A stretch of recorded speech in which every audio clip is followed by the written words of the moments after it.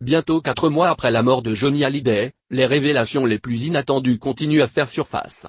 Cette semaine, c'est le magazine Sang Froid qui y va de sa révélation choc.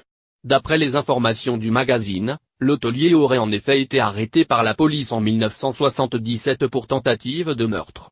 À cette époque, Johnny Hallyday était en vacances à Saint-Tropez en compagnie de celui qui était encore son ami, Michel Sardou. Contacté par Sang Froid, l'un des policiers présents au moment des faits, Martin Griffon, témoigne. Tout aurait commencé lors d'une soirée au Cave du Roi, une célèbre discothèque de Saint-Tropez. Johnny Hallyday aurait alors demandé à ce qu'un habitué, un certain Bernard Munier, soit expulsé de l'établissement. La raison ? Il l'accusait de lui avoir volé de l'argent à l'époque de son accident de voiture avec Sylvie Vartan en 1970. Les propriétaires de l'établissement avaient à l'époque accepté et tout s'était déroulé sans heurts.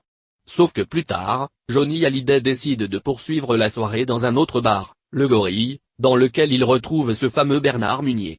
Provoqué par celui-ci, l'hôtelier aurait alors demandé à ses gardes du corps de s'occuper de cet individu et l'aurait roué de coups. Martin Griffon précise que Johnny s'était également emparé d'une bouteille en verre dans l'intention évidente de sectionner la gorge de son agresseur.